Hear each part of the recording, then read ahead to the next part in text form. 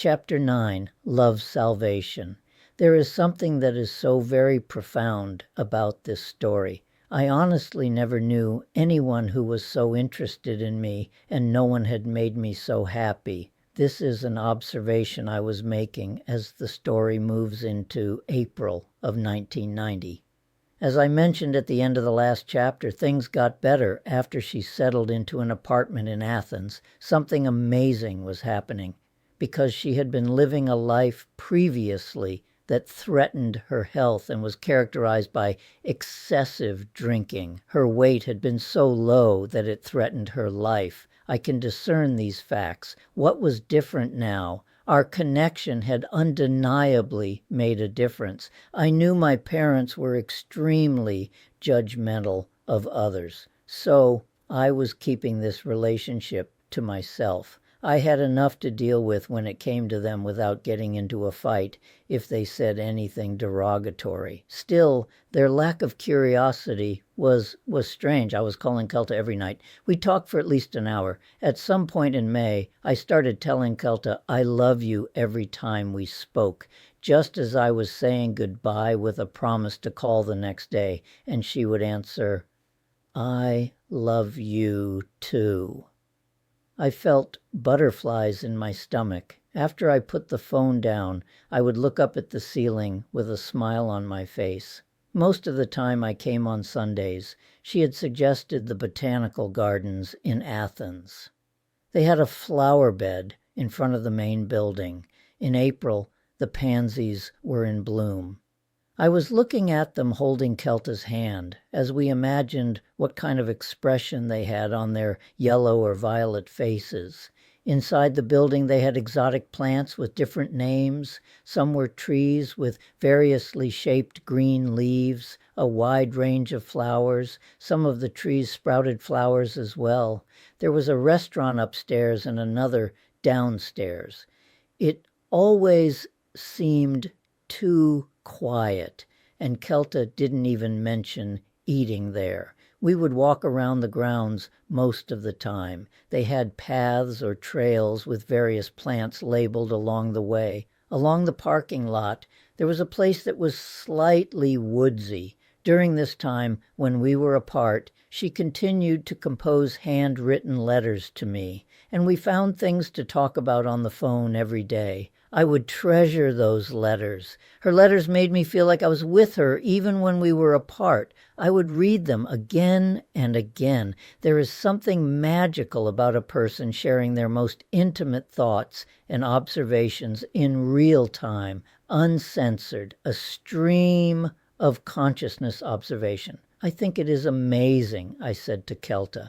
What? Well, your letters to me are about your experiences and observations, yet they feel like gifts to me. I used to think that we should not just talk about ourselves and our own feelings. That's not true. During this time, I would often go to the Catholic Church with my parents and my brother on Saturday evenings. Then I would drive to Athens on Sunday. Kelta started going to the AA, Alcoholics Anonymous, meetings in the mornings. I thought that her anorexia and the psychological were equally serious, but I was too new in the psychiatric field to know what would be best for her. She told me to come with her. I said, "Are you sure I can?" "Yes, it's an open meeting." Okay. I sat there holding her hand, occasionally looking around. Often my eyes rested on her while she seemed to be listening. Just before the end of the meeting, she gestured to get up and said, "We can go now." She had told me her religion was Episcopalian, which is similar to Catholicism, which I had known. As we got up and started walking out the front door, away from where we parked, and toward the church, holding hands, I felt 10 feet tall, that feeling I would have with her. Sometimes we showed up a bit early and stood outside where they had the meetings. We stood there, arms around each other, looking at each other, lost in words, dreams, and our own world. One time I stepped away to use a restroom that was in another area, and some people were talking. Some of the literature caught my eye. I was feeling a bit out of place twice, though. A guy and a woman approached me. "I'm Linda," said the woman. The guy said, "Oh, you're Kelta's boyfriend." Without a second thought, I just said, "Yes," and said, "We are going to church now." I had not even thought about what I had just said until later, and it just brought a smile to my face when I reflected upon the moment. For some reason, I didn't mention that to Kelta. I walked upstairs and found Kelta standing by herself in the hallway. I smiled and wrapped the fingers of my right hand into the fingers on her left hand, and we walked toward the doorway, passing others who were congregating. It felt like a formal procession. That's why they assumed we were boyfriend and girlfriend. What else would one think? I would open the doors for both of us, hearing the lyrics from Miracles by Jefferson Starship drifting through my mind. Something about believing in miracles. And we walked like this the short distance to the church. I spotted Faye, Celta's mother, and we walked there. I slid down the row and next to her mother with Kelta on my right, me in the middle. No one gestured for Kelta to sit in the middle next to her mother. On another visit, Kelta mentioned that she had met a guy named David at one of the AA meetings and asked if we could visit him. I took it like she was reaching out to help someone like I might do the same. He was staying in a residential facility for people with alcohol problems. When we got there, I noticed the long entrance roadway into the place. It was a nice summer day with the green grass flowing over a gentle hill. Were you here before? I asked her. A couple of years ago for about a month. We found David and decided to walk a bit toward a shaded area. I reached for Kelta's left hand, and she took my hand. I guess I felt a little jealous. She looked at me and just smiled. I managed a smile back. There was another visit where Kelta asked to visit David again. I couldn't let her down, but I wanted my time with her. No, she wasn't looking at David like she looked at me. I was a bit surprised at my feelings. I was slightly upset, but didn't say anything. As I took her hand, we walked a bit, and then she reached out to take David's hand too, with a playful, childlike look on her face. We were near a swing set. "Have a seat, I'll push you," I said. I pulled her forward a bit and pushed her back. David started to talk about something, then his voice trailed off. I was pushing Kelta away, and she would return. Not too far, just past the triangular poles of the swing set. Her brown hair caught the sun at the farthest crest, just to the right of her head. Everything was quiet. Our eyes were locked. She smiled that look that said she was happy to be with me. I mouthed the words, "I love you," silently, and she smiled in a rhythm with the swing as she was closest. It was hypnotic. We breathed with each cycle of her moving toward me and then away. Out of the corner of my eye, I noticed David shift a bit, almost restless. I then felt bad for him. Celta had not averted her gaze from me. She seemed content. After another few moments, I noticed she was wanting to swing higher. I wondered, could she fall? And then gently caught her legs and said, "What if you fall?" She just smiled. "It's getting late," I said. On another visit, we went to a zoo that was near the botanical gardens. They had some black bears, a few monkeys, a few wolves, foxes, a bobcat, snakes, turkeys, deer, not in the same enclosure, of course. It was called Bear Hollow Zoo. I told Kelta that this felt like I was going on a vacation when I came, an escape.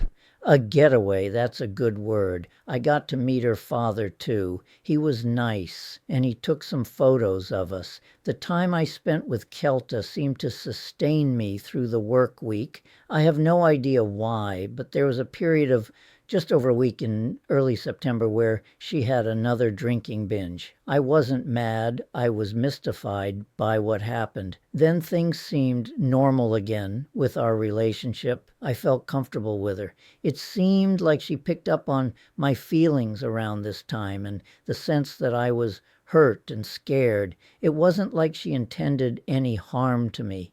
If she had this problem for all these years and it had been so troublesome to everyone, what was different now? She seemed a bit off the next time I saw her. I guess it was like she felt shame for her problems and the impact they might have on me. I had mentioned previously how someone who knew the family told me that Kelta was just a user and manipulator. Those are words I knew that people say to people like Celta, hoping to motivate them to change. But she was beating her problems. When she had been in the psychiatric hospital, I remember they said they worried that if she died within 30 days of her release, they would be liable.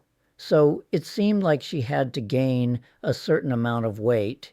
It seemed like they then changed their mind and decided that they can't keep her forever. It had been a grim prognosis, and it offended me, but she had lasted all these months and seemed okay despite being so thin. It felt like love had saved her, not just my love for her, but her love for me, our mutual love.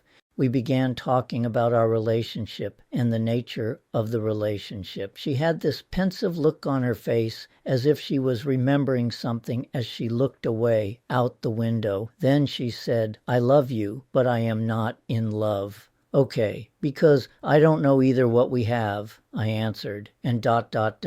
I started to say something. I don't know what to say. I haven't thought about things like this before. It was a late summer day in September. What was my question way back when she had looked up the TV and saw a video of the song, "I don't know much, but I know I love you"? Nothing had changed in the following weeks when I saw her. For example, the following week, I came and at one point she took a seat on her bed, and I looked down at her smiling with a feeling of joy, almost bordering on amusement, as I looked into her eyes. She was looking up, and she had a look on her face like she was in love or delighted by something.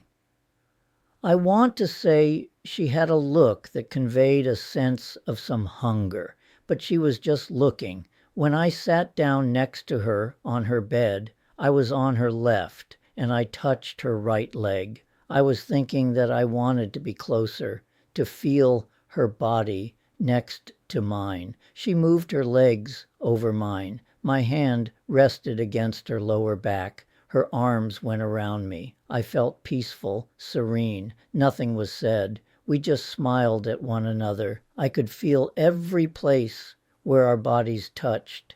It wasn't exciting, but peaceful. I could feel a tingling feeling and chills, slow and repeated like some wave.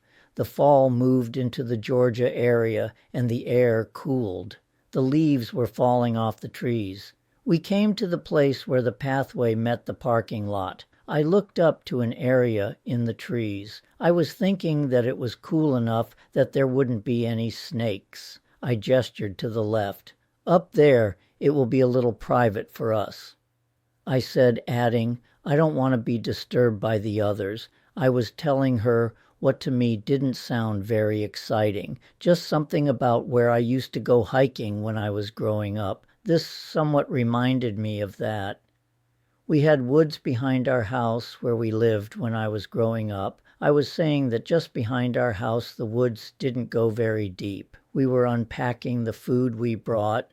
I looked up and she seemed transfixed with her full and complete attention on me. Wow, I almost wanted to ask, "What do you see in me that is so interesting or exciting?" But that didn't seem necessary with Helta, or maybe it didn't seem appropriate to me. We had a connection. Wow, what was it that was happening? I had never noticed anyone so interested in me. It was almost as if I had hypnotized her. Later I would think that was a moment I should capture in a poem. How did holding hands feel so special? Or her listening to me with interest? Or how can non-sexual touching feel so powerful? Moments later, we were walking hand in hand. My mind drifted to the various feelings that I had. Sometimes I'd felt peace, calmness, serenity. Other times I felt excited or aroused. That's hard to talk about because I had not even been in the habit of talking about those things with myself. We would exist in a place of tranquility, peace, and serenity. I tell her, I can just stay here with you forever.